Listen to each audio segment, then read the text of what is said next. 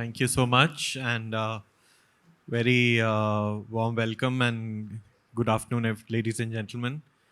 It's always a tough session after lunch, but at least we had a presentation in between, so that eases us a little bit. Nevertheless, I think it's a very important topic that we're going to discuss now. We've discussed since morning a lot about solar power, how can it be generated, what are the different facets of that, etc. But as we all know that we can generate any amount of solar power, but it's meaningless if it cannot reach the consumers reliably, adequately, completely. So there is a big factor of the transmission system, the grid, which comes in between, which has to be resilient, as the topic suggests. What do we mean by a resilient grid? How strong is it? Is it reliable? Is it smart? In today's parlance, just having a grid is not enough. We need to have a grid that is smart. It is interconnected. It is adequate. The capacity is sufficient, and it can, transfer all the loads. And possibly not just one way. Now we're talking about two-way transfers, the transfer of electrons as well as transfer of knowledge. A lot has been done in the country. I mean, we saw in the presentations, significant capacity has been developed in terms of the transmission systems. We're looking at special dedicated transmission corridors for renewable energy. We are also looking at various REMCs to offtake renewable power and integrate that with the grid. So significant steps have been taken, but definitely it's not enough. We need to continue to do more, and at the pace. I mean, probably the transmission systems have to outpace the growth of capacity in the solar sector, so that we have reasonable assurance that whatever power I generate will be evacuated. So possibly that needs to actually take one step ahead and go ahead. Also, we have seen, some major initiatives like One Sun, One World, One Grid, where we are talking about, interconnecting not just the Indian states or the Indian regions, but also across the countries, and so that we can seamlessly transfer renewable power or power, across the countries and continents. So, a very path-breaking initiative which India is spearheading. Possibly we can talk about that. Also, as has been discussed and mentioned several times since morning, we cannot underemphasize the need for energy storage when we are talking about solar power or renewable power.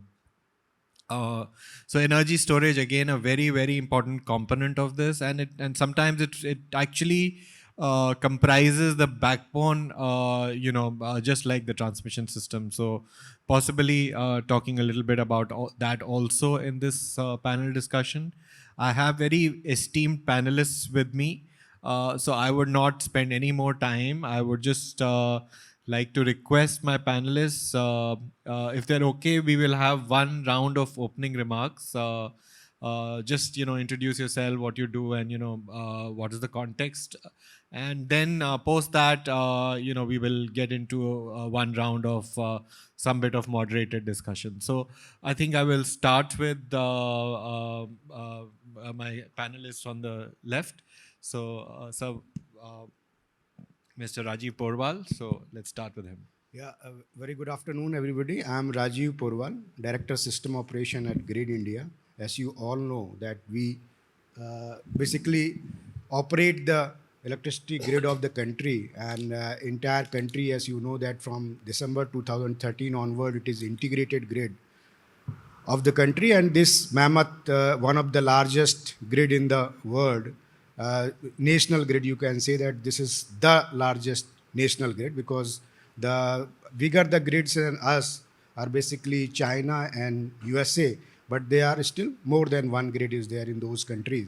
So we are one of them, more complex, because different type of geographies, different type of say resources mix, everything is there. presently till now we have been mainly relying on the thermal capacity. So thermal has been our base, say from 70% to 80 or 85% nowadays. During say off-peak or we should say non-solar hours, we are around meeting around 85% of our requirement from the thermal resources. So very high dependence on thermal. And as far as this resilient word, resilient is meaning is, this says that whenever we are in trouble, whenever high impact, low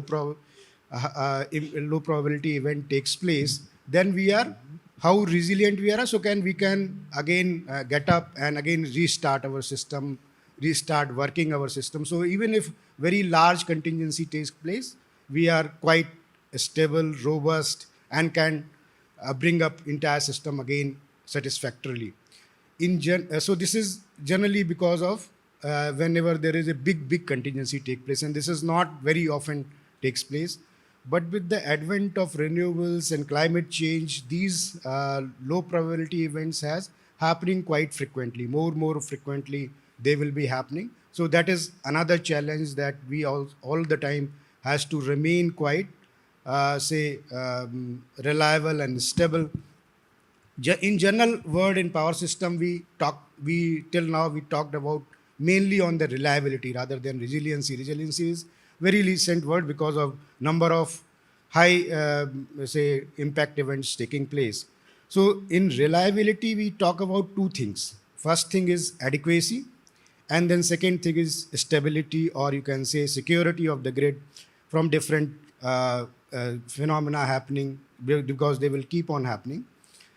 Adequacy, till now it has been mainly that if we are able to meet the maximum demand, the peak demand, definitely adequacy. Then in other hours, because our the generating resources were schedulable, so they will be able to meet these these load during the non-peak hours. So this was one scenario type of studies being done, and this was perfectly fine. But with the invent of renewables, this has totally changed, because they will be available for certain duration of time, even if they are very quite stable. Say if solar, we say in the most of the time it is quite stable, that from say morning 7 hours to this will be peaking around 11 hours in the day, and then up to 13 hours again going down, and by say 17-18 hours till then it will be zero. So this is quite, you can say, quite stable curve. So but during certain cloud cover events, this entire generation can go out.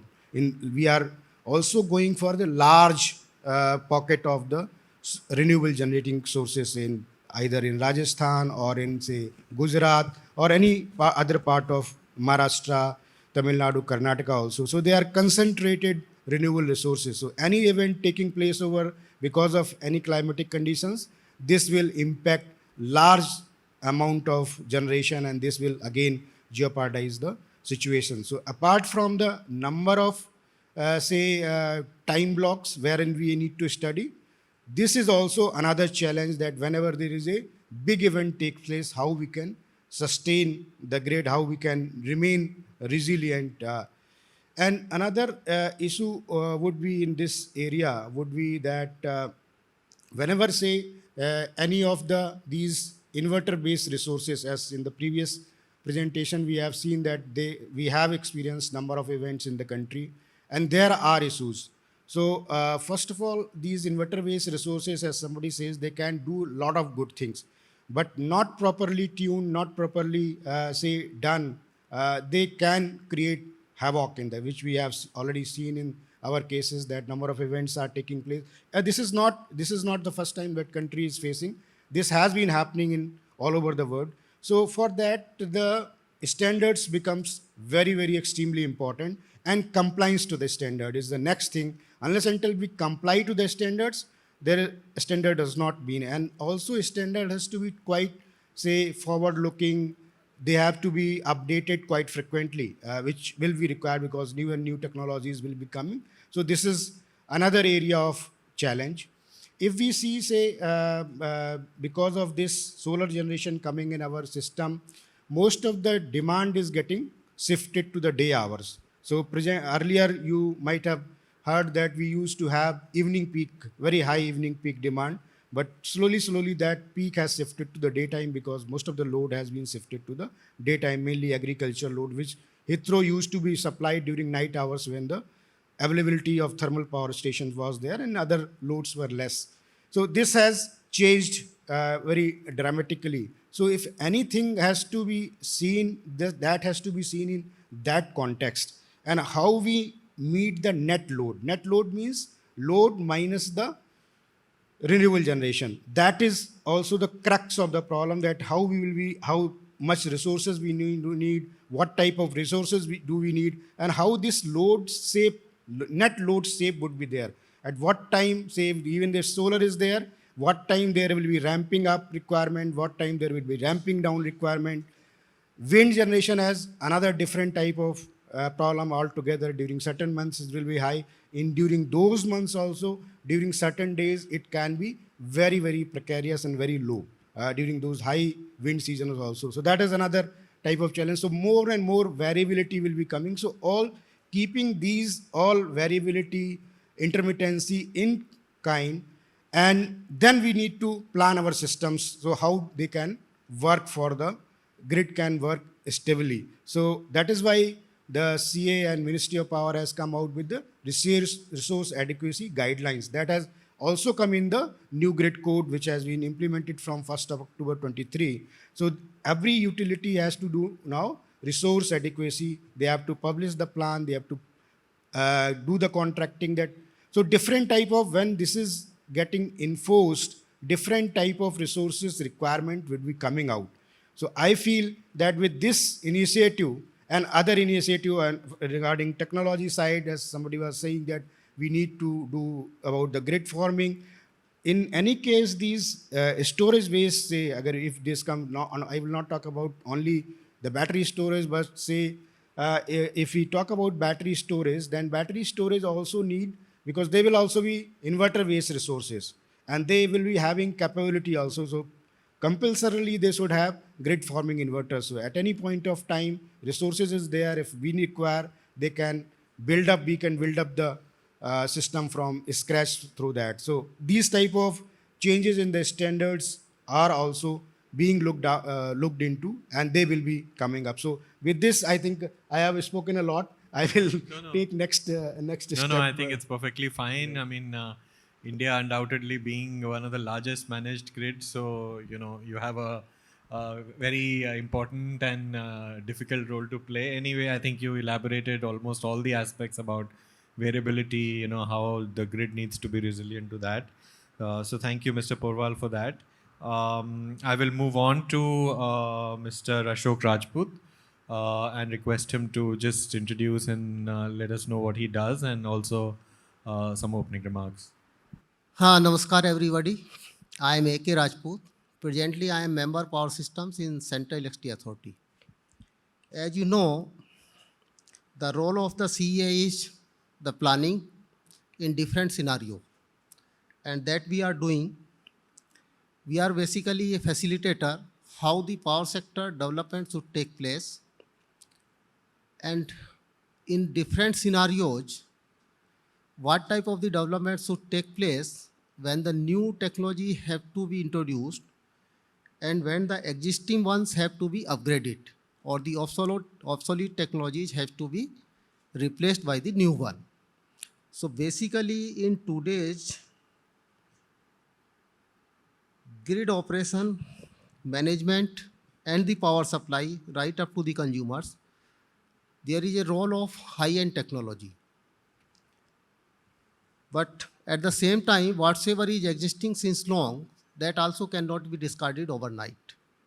So a gradual shift has to be made, and that type of the roadmap we are supposed to make. We have to take care of the interest of all the stakeholders, not only one stakeholder. Like power generating companies are there, they are having their own agendas, they are having their own objectives, that what has to be done, how they maximize the profit. But when it comes to, say, end of the CEA, or a policymaker or the regulator, he has to see right up to the consumers that the consumer is not unnecessarily burdened. And that is from where comes the concept of the energy security. Along with the energy security, we have to see the grid security and the operational efficiency.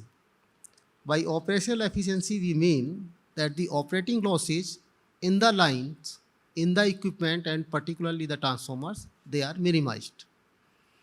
Losses take place because of many reasons, but it's basically the electric current which is flowing to meet the consumer demand, or whatever the amount of power is being injected that causes the losses in the system. So the load curve has to be flattened. That is the basics of the electrical engineering or the power system. So that load curve can be managed through many means, and one of the means is the incentives and disincentives in the tariff.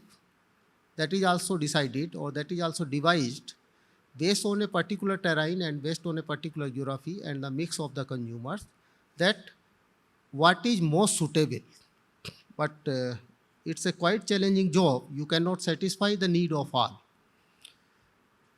Consumers' requirement is their basic objective, their basic expectations, and the duty of the utility is that they supply power 24/7, as and when and where demanded, and that to the power quality. So power quality so far has not been emphasized in the Indian power system so far, but there is a great emphasis now and is a requirement also because of the many sophisticated devices, the computers and the CNC machines and the continuous process industries. So we need a highly secure power supply, and particularly when we are talking of the high-end chip manufacturing, we need a very, very stable source of supply, and that too without any interruption. India is quite diverse. The demand ranges say from, you can say, few hundred watt or maybe minimum 1 kilowatt right up to the megawatt scales in large quantum. And what we are seeing surprising trends that the load at a particular location as a pointed load or the bulk load which are being demanded or which are being requisitioned are of the order of 1000 megawatt to 4000 megawatt, and you will be surprised to know that what will be produced there. That will not be a consumable item, but that will be, say, green hydrogen. So such types of the load demands are coming, and that is peculiar to the Indian grid, which Indian grid has to meet in coming future, say in next 1 to 2 years. We have made commitment to the world community that we will be following the path of the energy transition. And in that energy transition journey, production of the green hydrogen is one of the, you can say, the milestone. There are many things. Electrification of the mobility. One is through battery operated vehicles, and another is that the fuel cell operated vehicles or the hydrogen operated or the ammonia operated vehicles will also come. That also is a reality, but each and everything requires the conversion of electricity, that is the electrical energy, from one form to another, and again getting it converted to the useful form, that is the electricity. So these type of the conversion losses were taking place. We have to take care of the efficiency factor so that whatsoever we are doing good for the country and we are doing good for the globe. Because the global temperature rise is one of the things which is debated, say, each year and in each COP, at United Nations forums, and globally also, and maybe among the family members also is being discussed that the global warming is something which was not earlier heard of.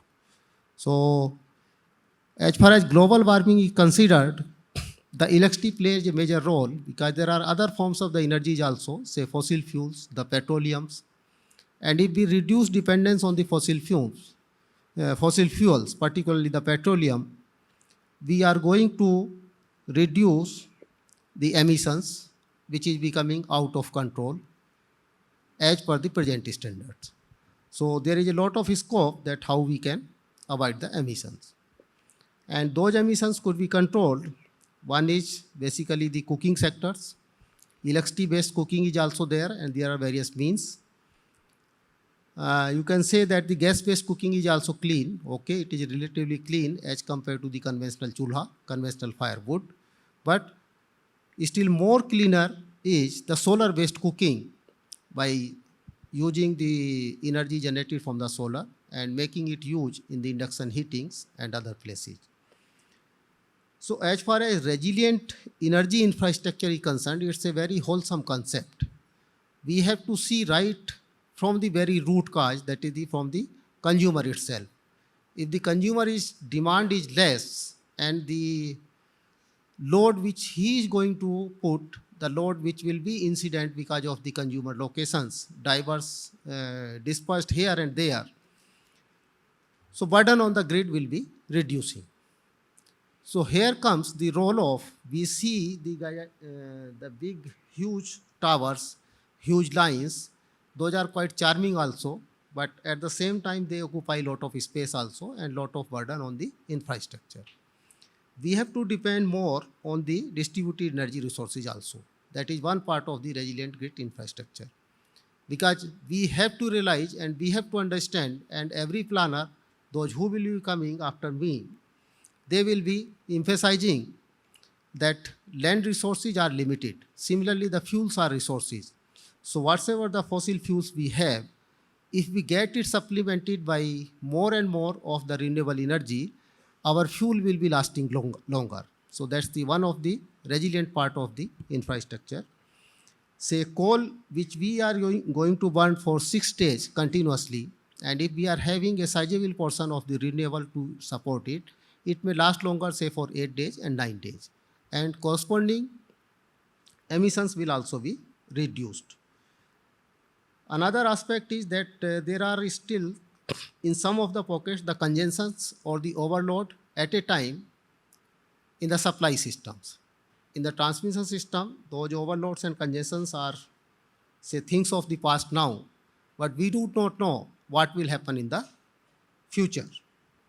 So demand side management we have to adopt so that our grid remains secure and lasts longer.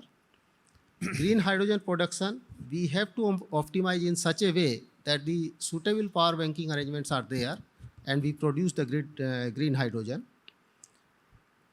Forecasting and scheduling tools, and basically supported by the AI tools, they will be the necessity to maintain and operate the systems.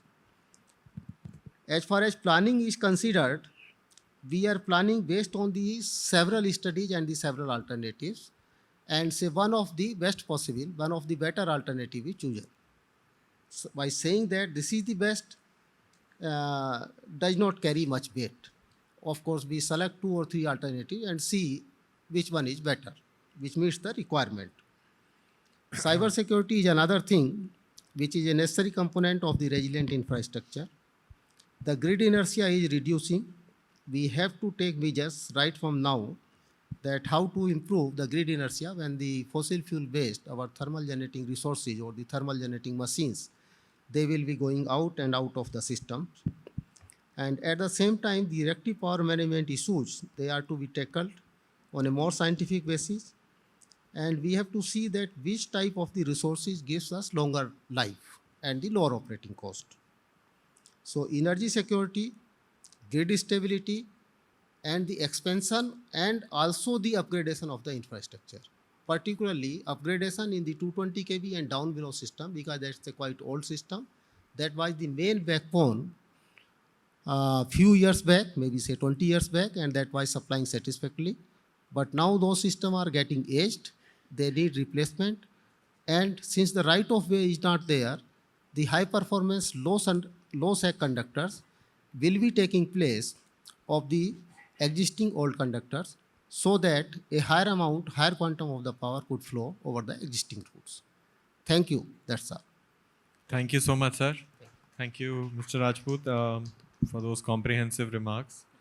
I will move on to Mr. Namboodiripad and request him to share his opening remarks. So in the interest of time, a little briefly if possible. Thank you. Sure. Thank you, Somesh. Good afternoon, everyone. I represent OTPC, that is ONGC Tripura Power Company, and also NETC, which is Northeast Transmission Company.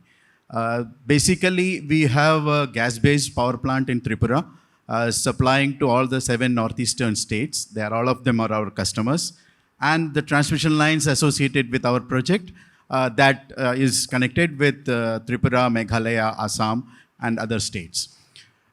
This was conceived quite a time back when we were still looking at green options, where solar was not really at that point of time, it was just coming up, and this concept of going green energy through gas-based power, where the emissions are very low, was conceived in the Northeast. You can imagine Northeast being a very green and pristine area of India. This was the solution at that time envisaged by the power planners, including the CEA. Now, if you look at the subject today, there are 3-4 challenges when it comes to the transmission sector aligning with the solar or the renewable energy sector. Because one, transmission lines take time to install, whereas a solar power plant could come up in 6 months. The transmission lines will take more than 5 to 6 years, including the the approvals, then the tendering and everything.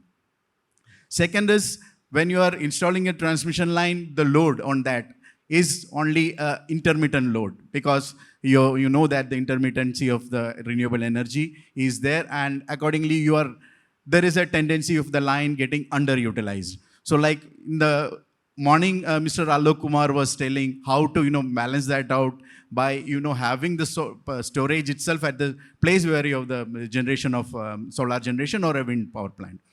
So third is these lines when they are built, they also tend to destroy a lot of ecosystem, land or the trees, and it also damages the environment. So you are working at a little bit of a cross purpose in that, because you want to install solar plants, and then you're again damaging the ecology.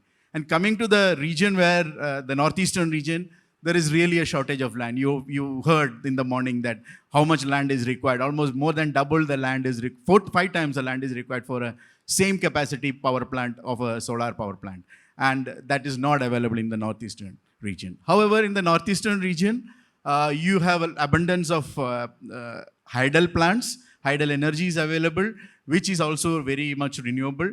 But the challenges associated with that are different. The construction challenges, the environmental risks, and also the approvals, which take a lot of time. So, however, the recent additions to the grid, if you see, the northeastern grid has been interconnected with the main grid through HVDC links, as well as various other high voltage transmission lines, extra high voltage lines.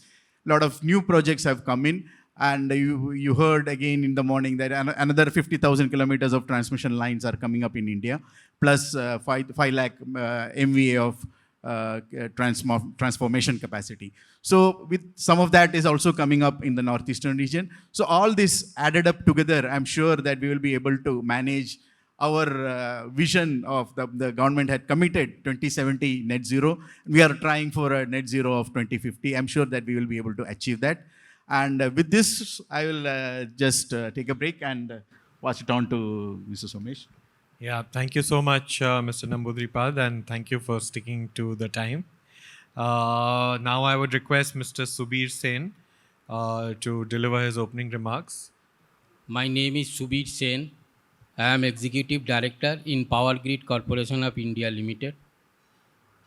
We are the deemed transmission licensee and mandated for development of mainly the interstate transmission system and continuous upgradation, etc. So, since the topic is for the solar and the renewable energy resources, we will highlight some of the aspects. See, today we have the, I'll give some figure first. Out of 429 gigawatt installed capacity, around 42% is coming from the non-fossil fuel. So that too around 31% is coming from solar, wind, biomass, small hydro. Balance is from the large hydro and to some extent nuclear. This figure this 189 gigawatt has to be reached beyond 500 gigawatt by the year 2030. So which essentially comprises more than 290 gigawatt from the solar, 100 gigawatt from the wind, around 50 plus gigawatt from the hydro, some from the nuclear also. So we have to reach the 500 gigawatt plus by the 2030 because we are focusing towards energy transition mainly through the non-fossil fuel, energy security. At the same time, the affordability is also equally concerned. So we are on the right track. Around 77 plus gigawatt scheme which will facilitate for transfer of power from the renewable resource rich areas to the bulk load center is already under construction. Around 46 gigawatt capacity transmission which will facilitate that 46 gigawatt evacuation as well as transfer to the bulk load center is under stage of tendering. 30 gigawatt equivalent capacity, the transmission network which already exists, spanning more than 480,000 circuit kilometer. So this can accommodate around additional 30 gigawatt. Then around 46 or something order is either through the intrastate transmission facilities, that means with the state transmission utilities network and other forms of this. So this plan is already in place. Central Electricity Authority, CTU, already come up with this plan. Now, the thing is that since these renewable energy resources are confined into the renewable rich estates, though we are bathed with the sunshine across the everywhere and wind is blowing, but the quality of wind and the quality of sun radiation is not equal across the country. So that's why there is a renewable resource rich region is identified and the transmission networks these things are getting planned. Because the major challenges for this kind of variable as well as volatile resources are four. Number one, because their gestation period is very short. They can come around 15 to 18 to 20 months time frame. Whereas since they are, because of the economies of scale, large sizes solar or wind plants are envisaged besides the distributed generation. So they are located in the either the hot desert or in the cold deserts of our country. Like Rajasthan, Gujarat, they are in the hot desert. So Khavda complex, where there is no network available because the land is not fertile. They are the wasteland and the not of use for other purpose. So it is a planning. Similarly, in the Badla, in the Fatehgarh, in the Ramgarh complex, where there is no network exists. But the quality of output from the solar plant is very high. So the large scale plants are going to set up there. Similarly, in the cold desert like Ladakh, huge potential. So already planned around 13 gigawatt solar plus wind combination is likely to come up by the year 2030 along with the 12 gigawatt hour energy storage system. So that's a whole cold deserts. But there is no network is available because those resources has to be connected to the national grid. So it needs the development of the transmission. So that's where to address the short gestation period of such kind of volatile energy resources, what has been done? Advanced planning has been done for the based upon the renewable energy zones or the wind energy zones or be it a solar energy zones and take up the implementation of the transmission which will take around 24, 30, 36, even the 48, 54 months depending upon the technology involved, depending upon the topography involved, depending upon the type of this bundling we are using like the voltage level. So it's like that. So implementation is taken up so that the infrastructure will be ready. Then once the generator will come, it will plug and play type of thing. So to address this kind of short gestation period. The another issue, as already highlighted, is like intermittency and variability. This is a very challenging thing because grid needs a stable supply. Every split second, the demand and supply has to be balanced. Grid does not know whether the power is coming from the solar, whether the power is coming from the coal-based generation or from the hydro. They needs the demand has to be supplied in an uninterrupted mode. So for this purpose, it's need to have the forecasting of this kind of volatile energy resources. So, and then scheduling it. So that's why the already 13 number of such renewable energy management center dedicated and co-located with the existing state load dispatch center for those renewable resource rich states as well as the regional and national load dispatch centers, including one energy management center in Andaman has been established so that this intermittency variability can be addressed to large extent. The another part is that variable output. Variable, once there is a variable output from the source, the demand is also varying, the power flow over the infrastructure or the network is also varying. But the grid needs the voltage and the frequency within the permissible bands, like our this heartbeat and the blood pressure. It should be within the permissible limit. So then we can say that everything is in healthy condition, grid is in healthy condition. So how to ensure this? There is a balancing reserves are required. So balancing reserves means the quick ramping reserves, quick ramping down reserves, all these things are required like hydro. So it needs to strengthen or enlarge the balancing areas only possible through the expansion as well as the modernization and augmentation of the transmission infrastructure, which is happening. Then there is a regulatory framework should be in place. So proper regulatory frameworks are there, policy frameworks are there, like ancillary service regulation and the power market, which is also playing a very crucial role because there are varieties of products available in the power market, be it the real-time market, be it the green day-ahead market, green term-ahead market, there are so many things. So lot of frameworks are already placed, the mechanisms are already placed, policies are placed, regulation is placed, and it is happening. 189 gigawatts, such kind of variable generation is already integrated because of these facilities. Now coming to the further, that as far as the ISTS development is concerned, so we have already established the green energy corridor, which was essentially around 6 to 7 gigawatt, and then the ultra mega solar parks, like 7 such ultra mega solar parks contributing around 6.5 gigawatt. Then Rajasthan around 8.1 gigawatt generation, the transmission infrastructure is already commissioned. Another 8.9 gigawatt is under various stages of implementation. Similarly, in the Madhya Pradesh, like Nimach, 1 gigawatt plant, this evacuation system is likely to be completed by end of this month.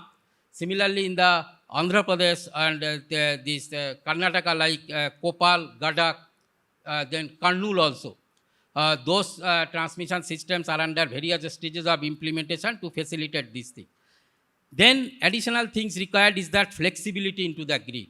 So those flexibility can be adapted with the taking shelter of the technology. So that's why our grid is not only a AC grid, it is a hybrid grid, combination of AC as well as DC, so that it can give the quite flexibility for the maintaining the system parameter and tools for the system operator to how to ensure that the grid will remain not only stable, secure, also resilient too.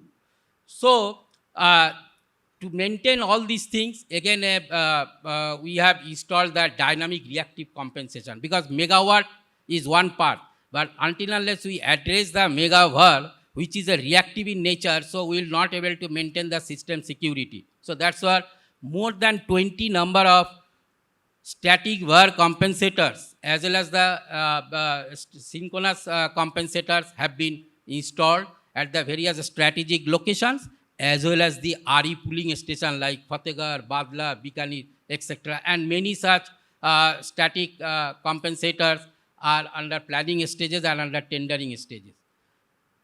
we are also equally concerned because of more and more inverter-based generators are penetrating into the systems and reducing the rotational mass into the system. The system inertia and the fault contribution is gradually depleting. So to address those things, again, we are going ahead with the technology shelter. Besides the energy storage system, the 500 gigawatt report already come out with that more than 50 gigawatt energy storage will be required, maybe in the form of pump storage hydro or in the battery storage energy system or maybe some other forms. So those things are required, like synchronous condensers also we are talking, and our this expert like Rajiv Porwal is also telling that the grid forming inverter, because lot of inverters are coming, so they can also contribute to the system stability and the reactive power management, and how to ensure that the system will remain safe, secure and stable.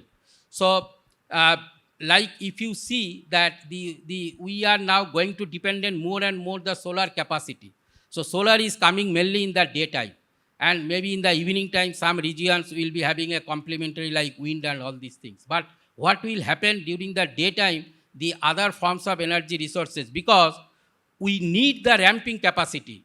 In the evening, it is around 150 megawatt per minute. So that means around 1 hour, it needs around 8,000 megawatt capacity. Similarly, in the morning, it will be more than 300 megawatt per minute. So that means for 1 hour, we need around 20,000 megawatt capacity. So those capacity has to be into the balancing reserve. So how to ensure? Because when the ramping up will start, because as more and more solar will penetrate, the expert Rajiv Porwal is saying that the net load curve is keep on reducing. It will be like a giraffe neck. So how to ensure that this ramp I will do? Because solar will not help at that point of time. This wind may not take up like that point of time. So we have to take the shelter of other forms of energy resources. So resource adequacy will also play a prominent role, and we all are working in an integrated fashion to ensure that the consumer should not be interrupted. Consumer should not be able to know whether it is coming from the volatile resources or from the farm resources. They need a reliable power supply with affordability. So that's the basic purpose. So as far as the transmission is concerned, it is quite smart, because we are able to monitor the health of this transmission on a real-time basis. We have installed largest number of phasal measurement unit integrated with the dedicated fiber optic networks, integrated at the respective state load dispatch center, regional load dispatch center, national load dispatch center. So it's like a ECG earlier, which was coming from this. Now it is an MMR type of thing. So we can visualize the health of the system real-time basis. What is this? Because any disturbance which will happen in the power system, it will take 3 to 4 seconds time. But this information is coming in a millisecond time. So the system operator will able to know, yes, this kind of phenomena may likely to happen. So the tools are available, take the adequate precautions so that we can avoid the any type of catastrophic phenomena and these things. And also the resiliency part.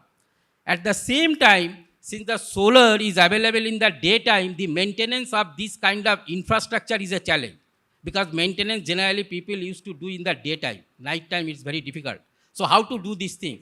As far as the ISTS network of power grid is concerned, we are maintaining availability consistently more than 99.8%. So you have to see that how it is possible. So we have to again take the shelter of technology. So we use the modern technologies. We have gone ahead with the reliability centric maintenance. We are using the drone, helicopters, all these things are there. They are using the artificial intelligence technique, so that we'll know that this is the area where we need to address, and these are the critical areas which need to be addressed. So it's not only a preventive or predictive maintenance, it is a reliability centric maintenance with the help of various tools. So 3 things need to be done. One is that adequate transmission infrastructure should be in place in a time bound manner so that the renewable can come. We have to address the variability and the uncertainty and intermittency through this kind of forecasting, balancing reserve, and the dynamic compensation, and the increase the inertia into the system, and so that the grid become flexible, resilient. At the same time, we have to enhance the sub-transmission infrastructure. We have to modernize the sub-transmission infrastructure, because the users, ultimate users, are at the 415 volt or 11 kV level or 33 kV level. Is not at the 400 kV, 765 kV or 800 kV DC level. So we have to give the due focus on the sub-transmission infrastructure upgradation, modernization, besides the what we call the distribution things are there. Like we have a centralized remote monitoring and operation system, so which will give us a complete view of our transmission network, what is the health, how we can improve, what is the action need to be taken. So this kind of visualization part will also a prominent role. Furthermore, it is not only the thing, we have also extended the balancing areas through our neighboring countries like Bangladesh, Bhutan and Nepal, and the talk is going on with the Sri Lankan side also and Myanmar also. Then the sun never sets. If one half of the globe will get the sunshine, other will be on the dark. So keeping that thing in mind, so we are now working towards the integration of the transnational grid. Each and every region, be it in the Southeast Asia, Middle East, Africa or Europe, like Southeast Asian region, 9 countries are already interconnected. South Asia countries are interconnected, like India, Bangladesh, Bhutan, Myanmar, they are interconnected. Middle East, all these 6-7 countries are already interconnected through Gulf Cooperating Council. Africa, they are interconnected. What is left is interconnection between the 2 regions, like Southeast Asia to South Asia, South Asia to Middle East, Middle East to Africa. That interconnection is going on through HVDC. Africa to Europe is already interconnected, and many more strengthening links are there. So we are working upon the transnational interconnection. Last G20 summit, it was deliberated upon, and this is the vision of our Honorable Prime Minister for one sun, one world, one grid, shifting from one nation, one grid, one frequency, and the one price. So I will stop it here. And last part is the offshore wind integration is also going on in the Gujarat of the coast, in the Khamba, and in the Tamil Nadu, in the Malnar area. So first 500 megawatt offshore wind project in Gujarat, the bidding is likely to come, and for which we are working upon the evacuation infrastructure, first of its kind in the country. That will be establishment of the offshore platform, and then the undersea power cable, then connecting to the onshore station, and then onshore station to the national grid. Similarly in the Tamil Nadu. So I will stop it here. Thank you very much. Thank you so much, Mr. Sen. I think we have had very, very comprehensive comments. So I think I had a few questions to ask, but I think those have already been answered. So nothing much for me to ask. I will just ask one question and I will open it to the panel. And then maybe we can take a few questions from the audience if there are any. I think a lot was said about that, for a resilient grid, transmission infrastructure, storage, etc. We have the policies in place, we have the frameworks there, we have the mechanisms there. Just wanted to know if there are any challenges which the developers or the consumers should be aware of, developers, so that, in the longer term, will their solar power, renewable power will be, they have the certainty of evacuation, and the consumers to be able to get it in a reliable manner. So what are the few 2-3 top challenges that we see? And open to any of the panelists who want to answer. Mr. Porwal, we'll start with that. Yeah. Basically, my Subir Sen Saab might have been better, because challenges in terms of evacuation, etc. come. Regarding the grid integration, we always say that already whatsoever the standards are there, they need to be followed. They will be coming up. For the storage, I understand that this may be mainly regarding the storage, how they can come up. So as far as the long-term storage is concerned, because that is also required, if you see the different, say, as I have mentioned earlier, the net load curve. So if we see the net load curve and above 95% of the maximum rating in any particular day, that will be, say, during summer, it will be 6 to 8 hours. And during winter, it will be 2 hours in the morning, or 1.5 hours in the morning and 1.5 hours in the evening. So quite in winter months, or for 3 to 4 months, this is peaking is requirement is quite low, but during summer month it is quite longer requirement is there. And in those summer months, because night time also load is pretty high, so there will not be possibility of recharging those things. So only say during solar time, daytime, when more solar will come. This time when we met 240 gigawatt load, almost our thermal was also running to the full. So there was no as such any backing down during that period, very little backing down. So there was not much margin. So what value we are talking about, this will keep on increasing when more solar comes. But presently, as of now, we are quite hand to mouth only. So what is required is that that we need to think about that long term storage is the requirement, and for please have for that. And in the medium terms, definitely some 2 hours, 3 hours, 4 hours storage is also required. And regarding ancillary services, this will be a very small requirement. So most of the things of storage requirement is for the energy shifting. That is the maximum requirement. This is all over the world. California presently has maximum say storage capability, battery storage capability of around 8 gigawatt, and around 70 to 80% is required for the battery for the energy shifting. And rest, very small quantum will be in any case will be required for the ancillary services. So ancillary services requirement are very niche market, very small market. It cannot, prices can go very high, but it cannot be the base for the any storage capability to be there. So storage capability has essentially to come from the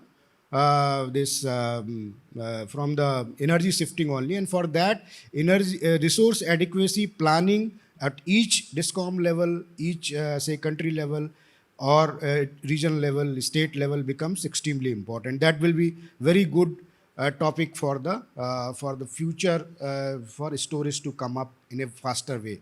And as far as, please be sure that from the grid side, we are always keen to help you out.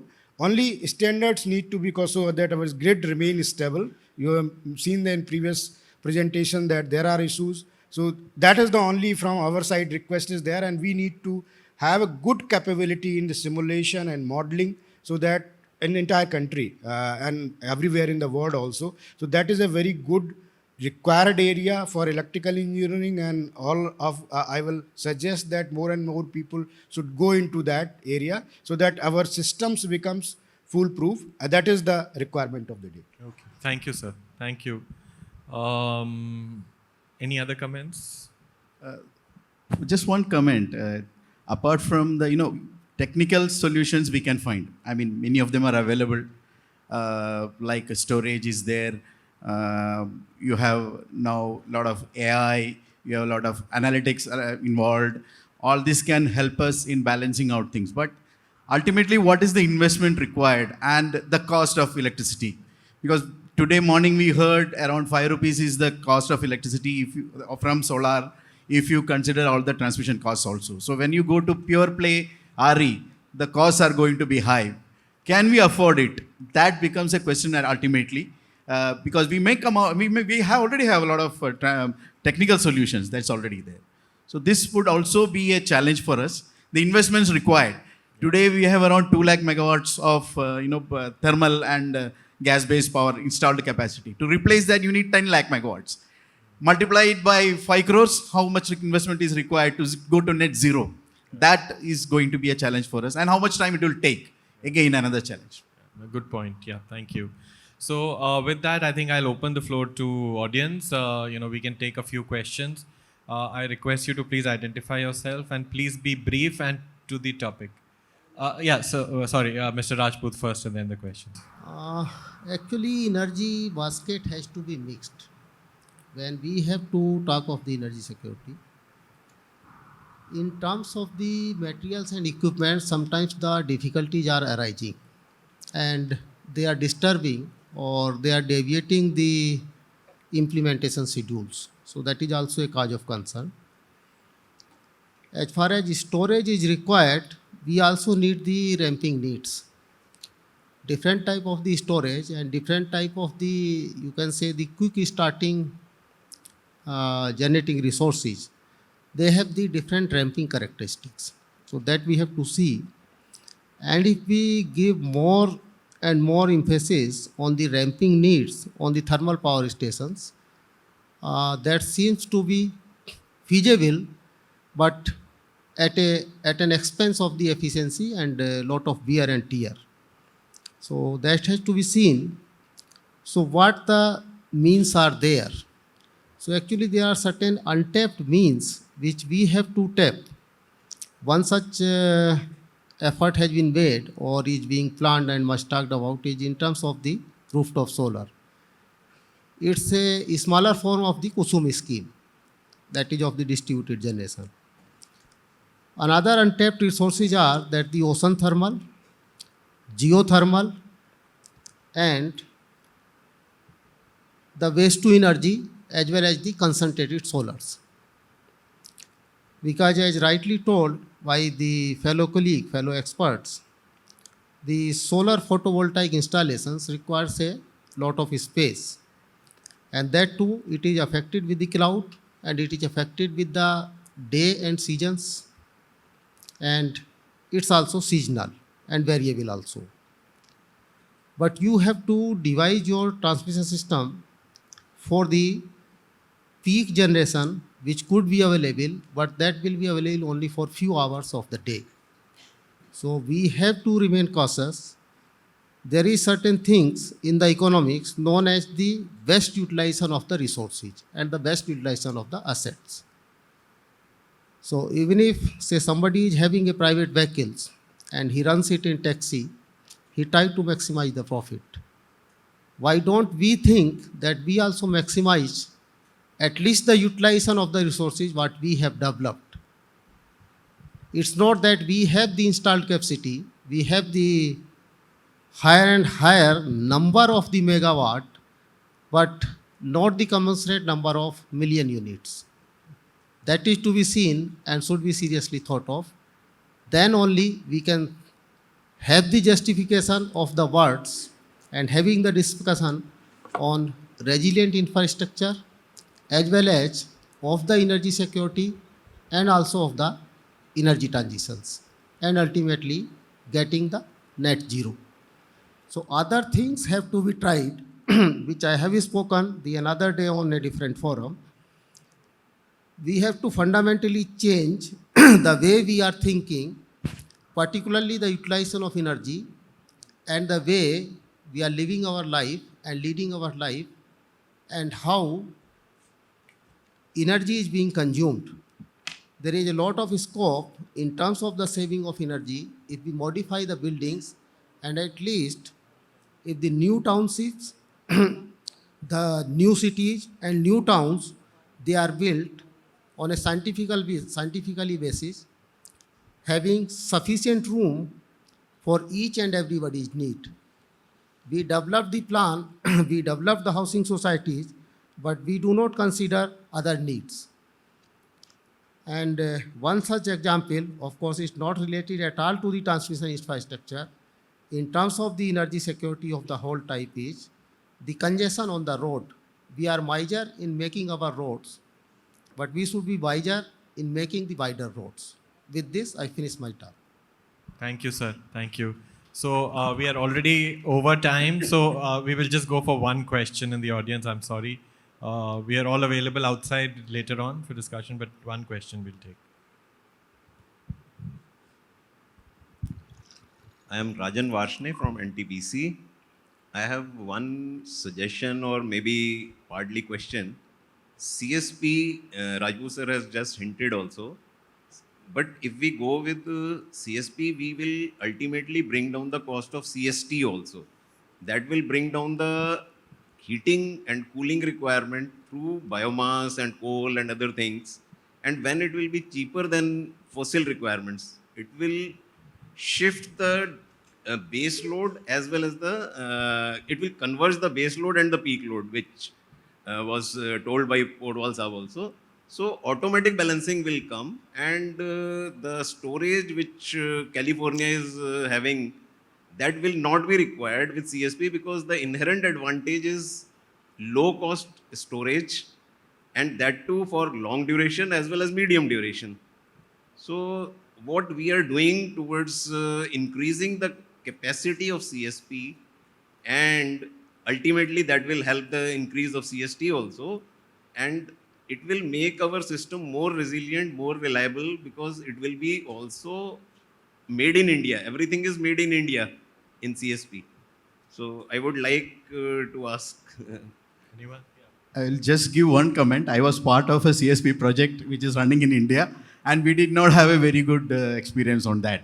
It is having a lot of troubles, but of course, it depends on the technology you adopt, and new technologies are available. So I hope that will be a good option. Actually, that time it was only 700 megawatt across the world. Now it is more than 7,000 megawatt across the world, and these are running more than 100% CUF also. Sure. Comment well taken. Anything else from any other panelists? No. So we'll stop at that. I think. Thank you. I thank all my panelists for the discussions, and over to you.